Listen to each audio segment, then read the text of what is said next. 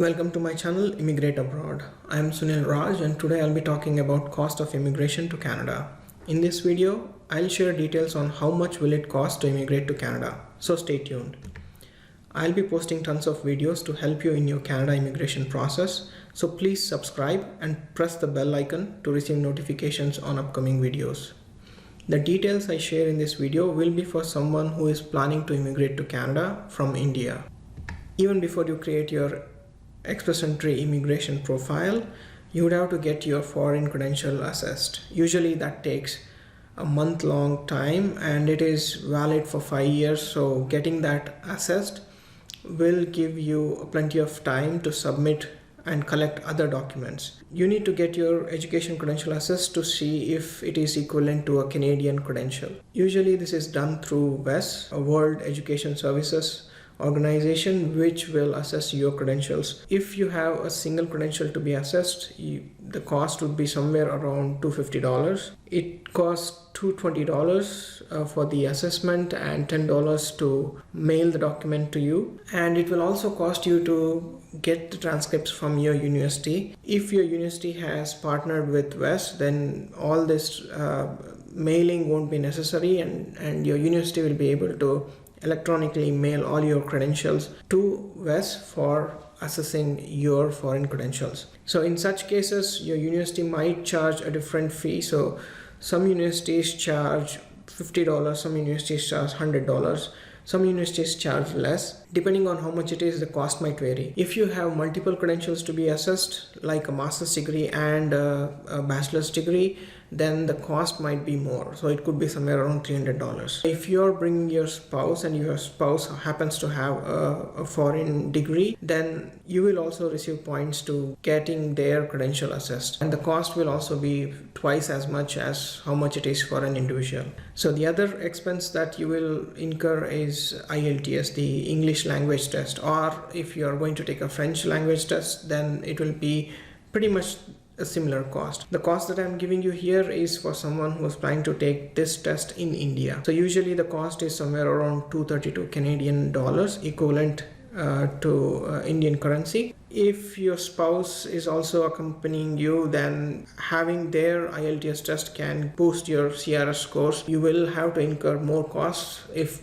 both of you are coming to Canada. Also, if you plan to take an English test and to increase your CRS, if you also are fluent in French and want to take a French test, then the cost is going to go up. The cost is pretty much the same for IELTS and CELPIP in India. Depending on where you're going to take, the cost might be different. If you take IELTS exam in Canada, the cost is somewhere around $320. Apart from these two, there's no other expenses before you create an Express Entry immigration profile. Once you create your Express Entry immigration profile and once you receive your ITA, that's when you will start to incur more expenses. So post ITA, the first thing you need to do is get your medical exam done. This will vary depending on which country you're in. Usually in India, it costs somewhere around 100 Canadian dollars, which is somewhere close to around 5,600 Indian currency to 6,000 Indian rupees. And that's for an individual. So if you're bringing more family members, then the cost is going to increase. And as per the table, that's how it varies. The next thing is to get your police clearance certificate. So post ITA, you can apply for a police clearance certificate. In India, most of the passport offices will get you your police clearance certificate, and the cost 500 Indian rupees per person. And if you lived in another country for more than 6 months, then you have to get your police clearance certificate from that country as well. So the cost might increase if that's your case. The next thing is the PR processing fee. So this is when whenever you're submitting your application, you will have to provide a PR processing fee. When I applied, it was $550. Now it is $825 for an individual, and it's twice that amount for a couple. You will also have to pay right of permanent resident fee, which is somewhere around $500, and that is $500 per person. So then the next thing is an affidavit fee. So if any of your documents are not in English, then you need to get an English translation. For that, again, you need to pay for the translation as well as the affidavit. If your previous employer or current employer refused to provide a work reference letter, then you have to create an affidavit stating the refusal of your employer to provide a work reference letter. So all of that requires some kind of an affidavit fee. So apart from this, there is a visa stamp fee. In India, usually it's like 300 to 500 rupees. I have excluded biometrics fee, but in case if you require your biometrics done, then you have to incur additional costs for this.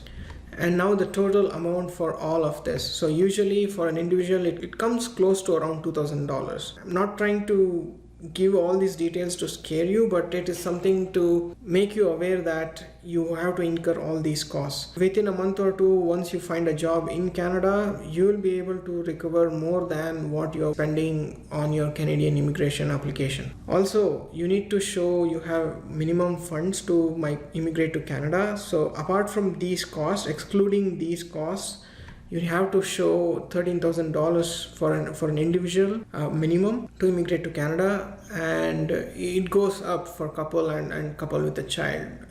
And this might change depending on when you're planning to apply. So every year they do update this. So when I applied, it was somewhere around $11,600. Aim to bring as much money as possible, because the first year when you bring your money, the Canada Revenue Agency will not tax you for the money that you're going to bring here. $13,000 or $16,000 will only be good for around 6 to 7 months, and that too, in those months, if you're unable to find a job, you will exhaust all your savings. It's better to bring more money than just what is suggested on the Immigration Canada website. Also, apart from this, you need to keep in mind that you are going to incur some losses in terms of currency conversion depending on where you're coming from.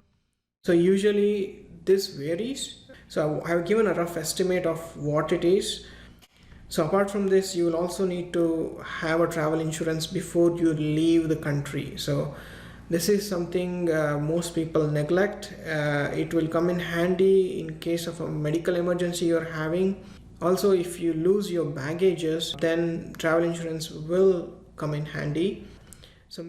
Apart from this, again, you will have the flight expenses that you need to book. Bare minimum is 1,000 Canadian dollars. I hope this video was helpful to you. If you found this video helpful, please hit the like button, share this video and comment below. Make sure to subscribe to my channel and press the bell icon to receive notifications on upcoming videos. Thanks for watching.